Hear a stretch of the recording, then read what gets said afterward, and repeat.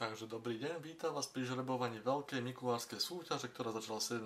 novembra a končí, ako iste viete, teda na Mikuláša 6. decembra. Odborný dozor nám bude robiť túto avikulária, ktorá možno teraz skočí. No, hop, skoč. Ukáž, ako skáčeš.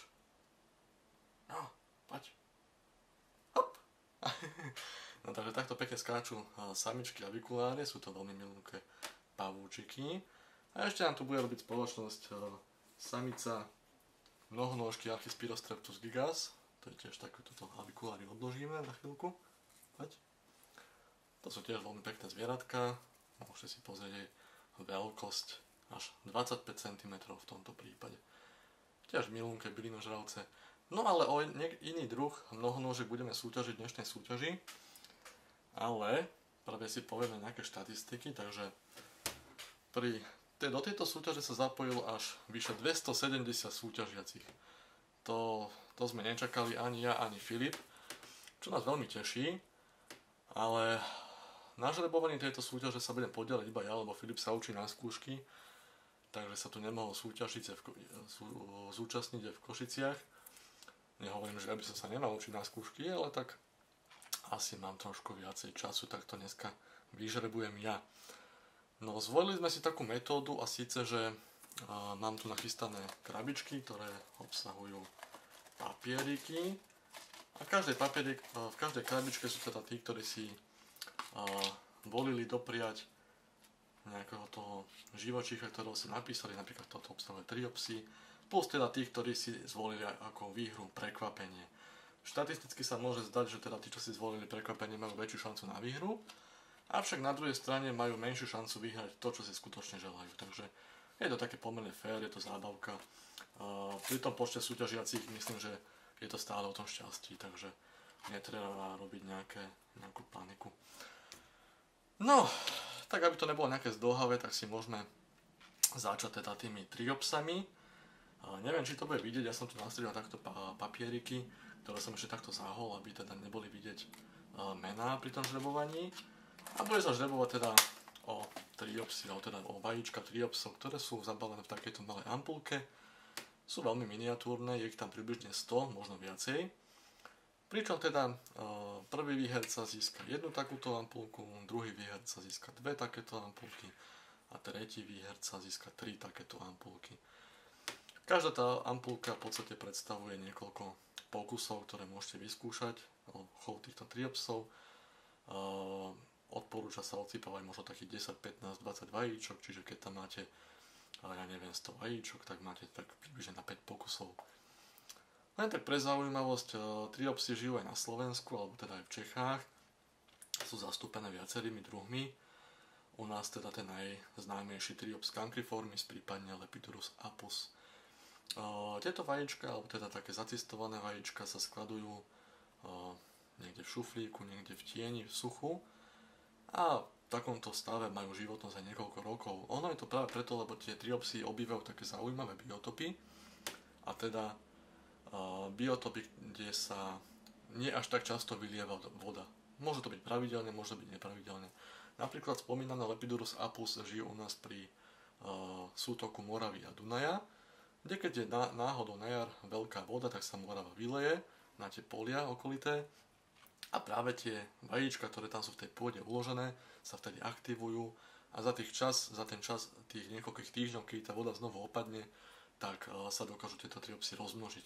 Dokážu sa vyliahnuť do 48 hodín, naraz do potrebnej veľkosti rozmnožiť sa.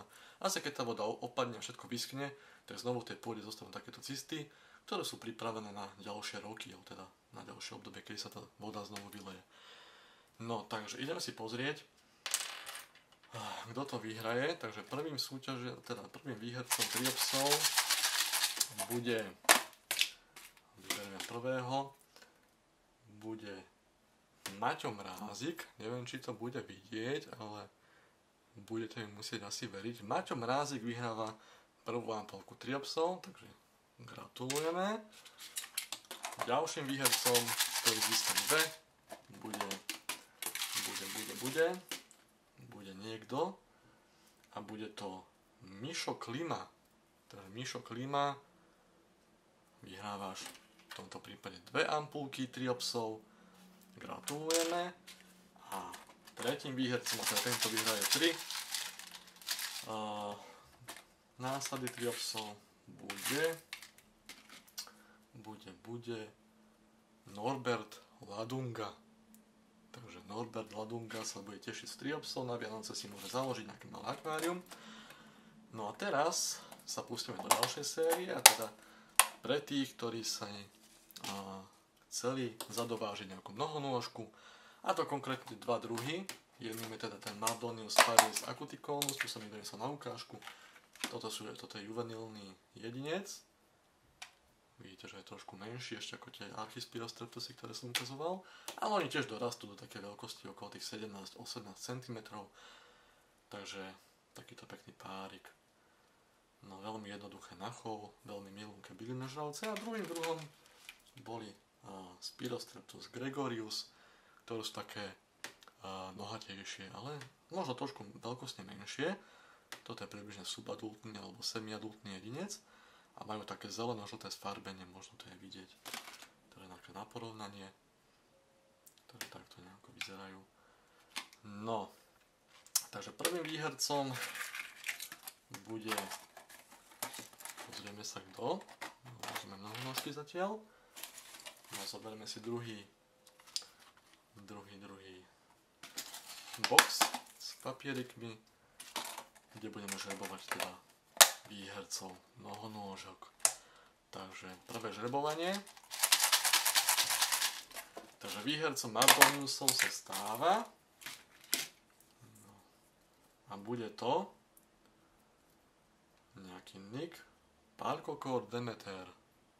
Takže Parko, najskôr si vyhral mnohonôžky, budeš chovať parádne živočíchy. No ale Styropteretusy, ktoré sú také v chove trošku vzácnejšie, aspoň teda na Slovensku, tie budú zabávať iného majiteľa, takže pozrieme sa, kto to bude. A bude to Sima opánska, takže Simonka, najskôr teda Sima opánska sa bude tešiť zo Spirostreptusov. Takže už nech si chystá nejaký ten box s hrabánkou, možno nejakou tou pôdou, nejaké tie drevá tam daj, prípadne ešte nastruhanú sépiovú kosť, aby tá chytinová štruktúra bola dosť pevná pri zliekaní. A potom už iba dostatok ovocia a zeleniny, ktorým budeš krmiť tieto mnohonôžky. No a ďalšou takou kategóriou boli čili papriky, tam mala zaujať ľudí, ktorí nemusia byť ani nejakí chovatelia, prípadne nezaujala ponuka súťaži, čo sa týka živočíchov, a chcú si vyskúšať pestovanie rôznych čili. To je teraz také moderné, ľudia sa tešia z toho, robia si vtipy, kto zje čo najpalivejšiu papričku. No a vybrali sme také pomerne, by som povedal, že zaujímavé odrody. Nemám tu teraz pripravené semienka, samozrejme ani papričky, lebo už je dávno po sezóne, aby som vám ich ukázal. Ale máme tu ako prvú na výber African Devil. To je taká malinká čili paprika, vytvára také nízke kríky, dajú sa pestovať aj na parapete, sám ich takto pestujem. A vytvára také malé červené plody, ktoré sú také príjemne štiplavé, nie sú to žiadne extrémne pálivosti. No takže, kto bude pestovať African Devila, bude to Alička Blašková. Alička Blašková bude pestovať African Devil. No a ďalšou odrodou bola Bolivia Rainbow, to je tiež taká malá nízka odroda, kompaktná, ktorá sa taktiež dá pestovať na parapete okna, keď tam dosť svieti slnko, samozrejme v lete, hlavne také tie južné alebo juhozápadné expozície. A táto paprička je taká veľmi pekná, môžete si pozrieť obrázky na internete, pretože ona vytvára veľmi také farebné plody, ktoré menia farby počas toho dozrievania. No a tešiť sa z nej bude, niekoho vyberieme, a bude to Lucia Lužňanská, takže zatiaľ dve dievčatá budú pestovať čili papriky, no ich vypáli poriadne.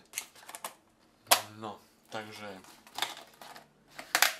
ďalším výhercom bude niekto, kto si bude pestovať papričku Bishop Crown.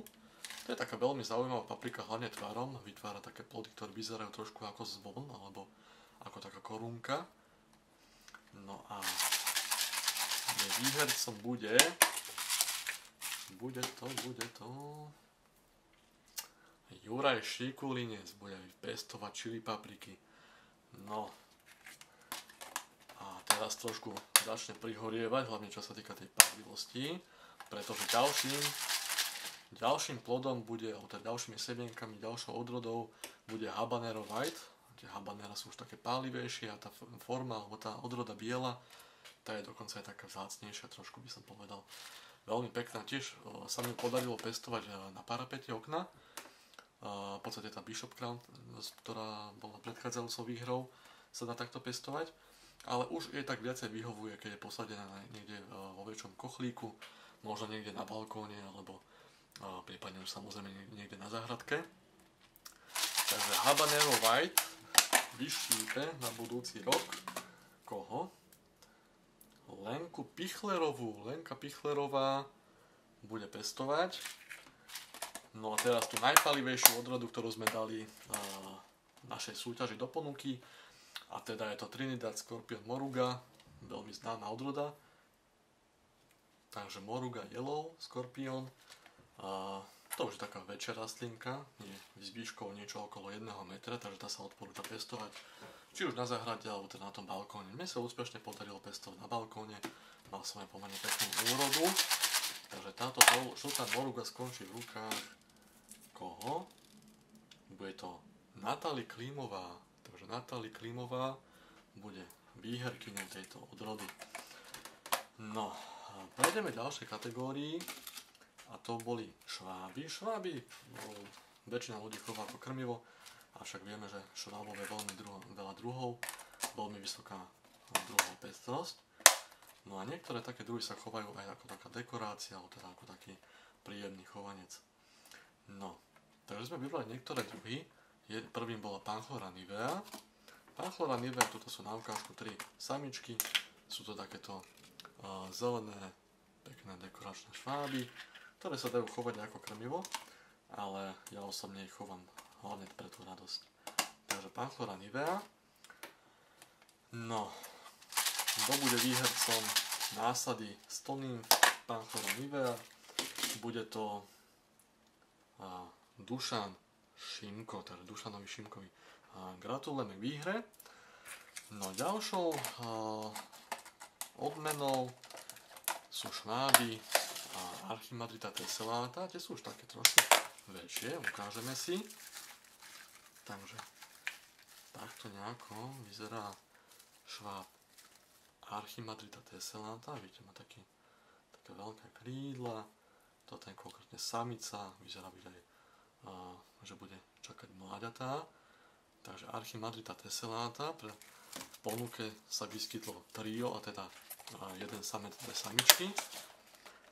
No a kto sa dočká takéhoto pekného mikulánskeho darčeku, bude to,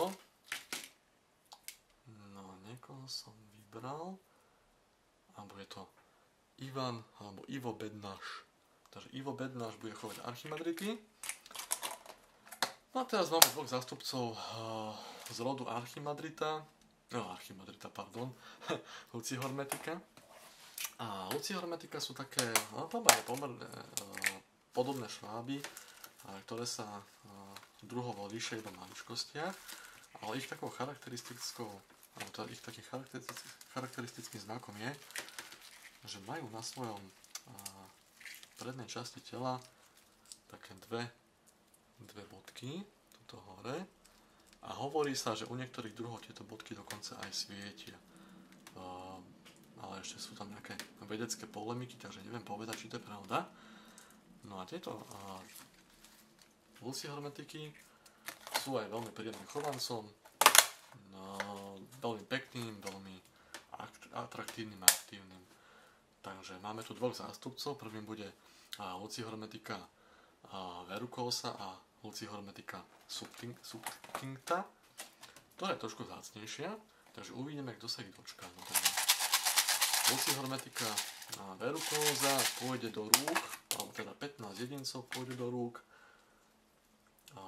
Štefan Petro bude výhercom tejto peknej mikulášskej odmeny.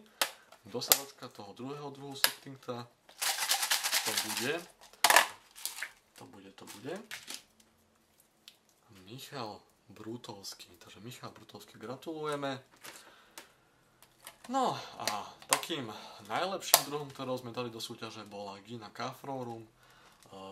Môžete si pozrieť obrázky, mám akurát nejaké nymfiboxe, nenašiel som žiadneho dospelca, ktorého by som ukázal takto naživo, ale je to taký veľmi pekne sfarbený druh švába, určite si ho pozrite. No a niekomu poputuje do chovu 20 nymf. Kto to bude? Takže bude to, no tu sú zaseknutí dvaja ľudia, takže vyberiem niekoho transparentne. Takže takto. A bude to Margaretka. Takže gratulujeme všetkým výhercom z tejto kategórie. A poslednou kategóriou boli pavúky, tam sa zúčastnilo najviac súťažiacich. Niečo vyše 100 ľudí sa chcelo podujať na výhre pavúkov. Najviac zaujala Haplocosmia himalajana, samozrejme, ale aj ostatné druhy sú veľmi atraktívne, hlavne po tej chovateľskej stránke. Väčšinou sú to teda mláďatá, či už Psalmopeus irmini alebo Psalmopeus cambridgei, prípadne Tapinauchinus violacius, gigas, alebo teda aj tie Haplocosmie samotné. Všetky sú ubytované v týchto malinkých ampulkách, takže to nemá asi veľký význam ukazovať. No ale tí, čo sa zapojili do tej súťaže, vedia, o čo ide. Takže kto sa dočka nejakého nového pavúčika od Mikuláša. Takže prvý bude teda Psalmopeus cambridgei, jedno mláďatko. No a bude to Michal Valenčík. Takže Michal Valenčík dostane mláďatko cambridgei. A Psalmopeus irminia, to sú tu dve mláďatá, veľmi pekný druh, veľmi chovateľsky atraktívny. A jeho víťazom bude Simon Vetor. No a teraz rýchlo vyžrebujeme Tapinauchinus violacius a gigas, lebo gigas sú už nedočkaví, kto vyhrá Haplocosmie. Takže Tapinauchinus violacius, dve mláďatá, Vladomekyš hradský, neviem, nie je to ani moc vidieť na tom videu, mám taký pocit, ale tak budete mi musieť veriť. No, Tapinauchinus gigas, to bol prvý druh, ktorý sa mi podarilo odchovať, takže to získa Julie Kováči, gratulujeme. A teraz si ukážem možno Haplocosmiu. Takto nejako vyzerá taká samička pred zvlekom, Haplocosmia himalajana. Vidíte, že má také pasikavo sfarbené končatiny s krémovým otíňom. Veľmi pekný druh. Po zvleku veľmi atraktívny. No a 3 mláďatá z tohto druhu som zvedavý, kto získa. Tak to poriadne zamiešame. A bude to. No. Bude to Martin Rudkaj. Takže Martin Rudkaj sa stáva víťazom. Všetkým výhercom, 20 výhercom v tomto prípade. Veľmi pekne aj mene Filipa gratulujeme. A dúfame, že sa zapojíte do ďalších súťaží. Možno ešte vymyslíme nejakú dodatočnú. A dúfam, že sa nám naša práca, alebo teda naša stránka facebooková páči. A čo ešte také povedať? No treba ešte povedať, že tí, čo nevyhrali, nemusia smútiť, pretože niektoré z týchto živočíchov máme permanentne v ponukách. Len tak pre ilustráciu mnohonôžky, pokiaľ máte záujem, máme tie Mardoniusy, ešte nejaké posledné jedince. A síce neurčené, nie sú to určené páriky, ale tak pre radosť môžete aj také chovať. Tam je cena okolo tých 5 eur za jedinca. Násady triopsov taktiež sú stále v ponuke, tiež v cene okolo tých 5 eur za násadu, prípadne niektoré druhy švábov alebo pavúkov nájdete stále v našej ponuke. Takže ešte raz lúčim sa s vami a ďakujem za pozornosť.